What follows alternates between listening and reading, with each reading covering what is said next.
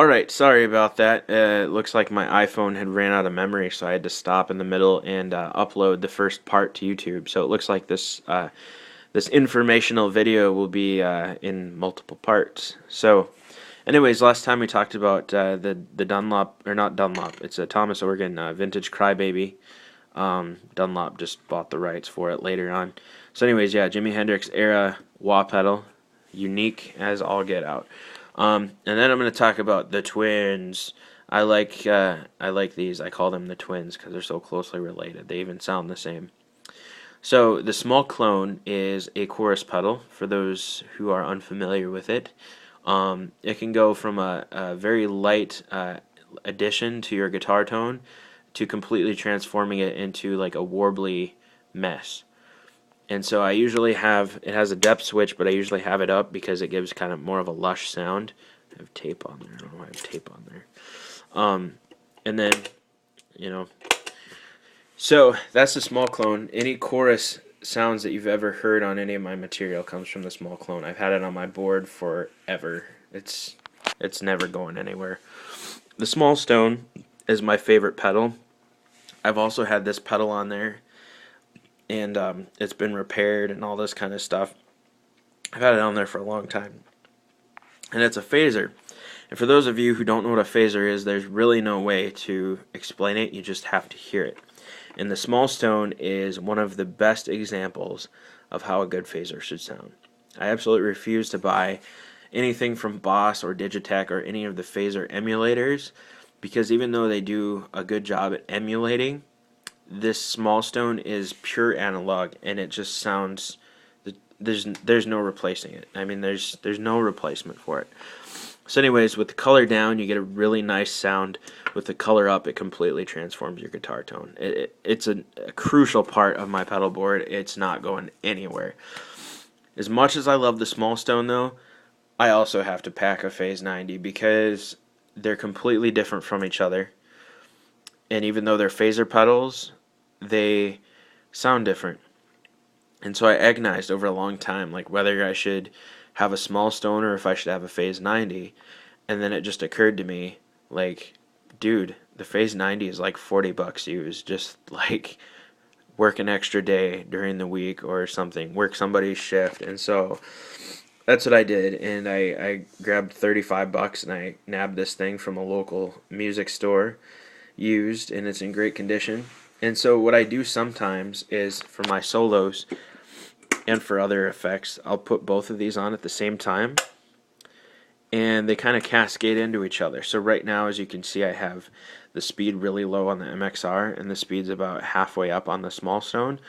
So that kind of allows them to kind of like wave in and out of each other, and so that gives it a really unique tone. So that's like one of my secrets.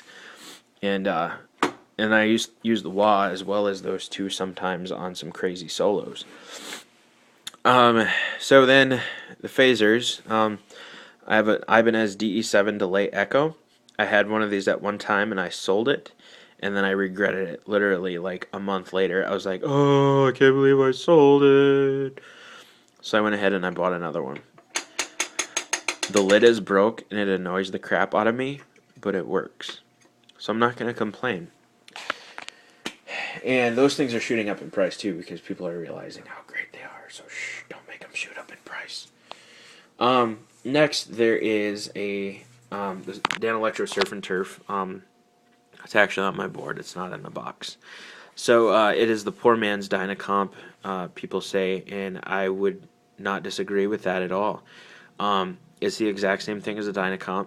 Like I said, I don't know why anyone would pay twice as much for the Dynacomp. I know the enclosure is a little bit better, but it's the exact same thing. You pop open the back and the PCB boards are the exact same. And so this is basically a Dynacomp rehoused in a Danelectro Surf and Turf, and that's how it's sold. So yeah, Danelectro Surf and Turf / Dynacomp, whatever you want to call it. And I can't remember if I went over the Fruit Loop or not, but it's like a looper pedal and it's missing a knob. So anyways, this is my pedal board for right now. It's subject to change. I mean, I always am looking for new sounds, and so, I mean, a lot of these pedals will probably stay, but some of them might go. I don't know. but I'm always up for experimenting for different sounds. So anyways, that's my pedal board. I'm going to get up. Ugh. And this is where the magic happens. We're very fortunate in securing this house. Like, we're renting, but it's got wood floors, and I was like, yeah, this is going to be the music room. Why? Because it provides such a nice live sound for the drums. So I have the carpet under there to shield it from reflections and to protect the wood floor. And it's a fairly large room too. And so this is the live room. This is the mixing room. This is what I've showed you. This is where the tracking happens, but this is where the recording happens.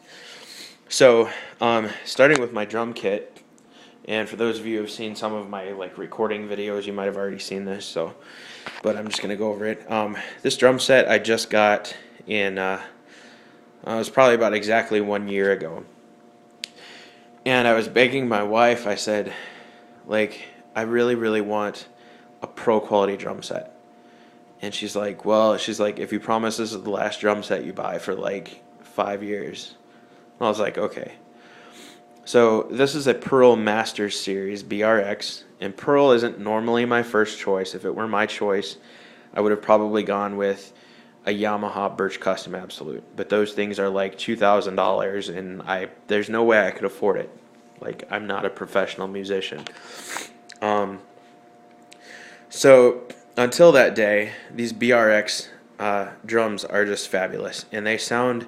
It's a pro quality kit, and when people think of Pearl, and I know I did, they have the opinion that they're just crap, and their Master Series are in a completely different league. So like the intermediate and beginner sets, they all sound like cardboard. Everybody knows that.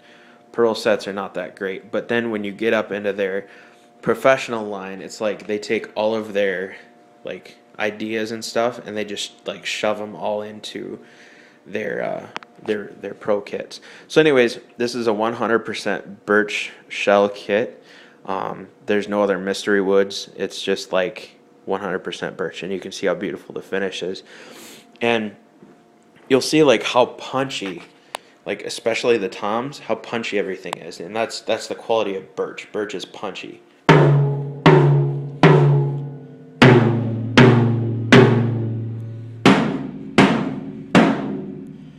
And so, yeah.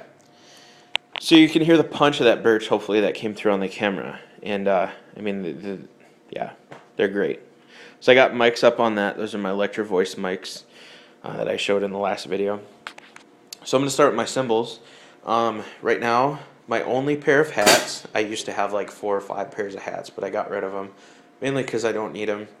And like when you get married, like you basically realize that there's other needs too. So anyways, little sacrifices here and there.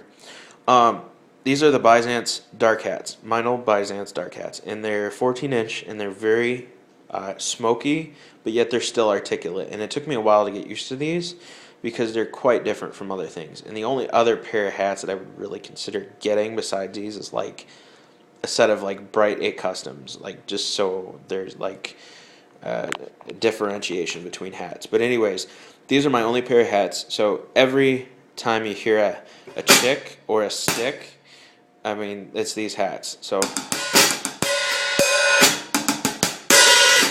they're really nice hats. So its little brother over here is the Byzance Dark Splash. It's very good for accents. So it's a nice cymbal. Yeah. And if you can't tell already, I'm a very big Meinl Byzance fan. They're my favorite brand and line of cymbals. And if you can find them used for cheap, they're the best value you can find, basically. I mean, they're amazing. So this is a 15-inch thin crash. This was my very first cymbal that I ever bought back when I had my cheap, crappy kit. Actually, it's not a crappy kit. It's a good kit, but it's my Yamaha YD was the first kit that I had. And it made the kit sound like 200% better. And so, and then this is the bigger brother to that. This is the 16-inch thin crash. I really like thin crashes. And then down here we have a Zildjian K crash ride. I use it as my ride. It's got a nice sound. Then we have a Zildjian K session crash, a 16-inch. And then above that we have a Meinl MB20 Rock China. And this was cracked when I bought it, so I only got it for 40 bucks. Chinas are trashy, so I'm not going to hit it because it's going to sound terrible, but it comes through great on the recordings. Anytime you hear a it's going to be that China. But cracked Chinas are not a problem to me because I think that it lessens the blow, you know. So anyways, that's the overview of my cymbals. I have kind of a weird assortment of heads on here right now just because it's what works, except I've been fighting with this Evans Coated G2. It's like my arch enemy. I have to tune it a lot, and it just sounds horrible, but I've been able to kind of work with it, but it has been a pain. Evans G1, clear, all the Evans resonance on the bottom, by the way, and then Aquarian Classic clear, and then the G2. And this Aquarian Super Kick I got for Christmas from my wife. She's a fabulous wife, but I have not really enjoyed this kick. As you'll hear, the kick sounds like crap. The mic picks it up fine, and I'm able to kind of fix it. But this is my only option right now, and I've tried tuning it and doing all kinds of stuff with it, but this kick drum has way more potential than this head. It just like sucks every tonality out of the drum. And so if it were my choice, I'd have the Evans EQ3, but that one has been busted at a gig. So I'm stuck with the Super Kick for now.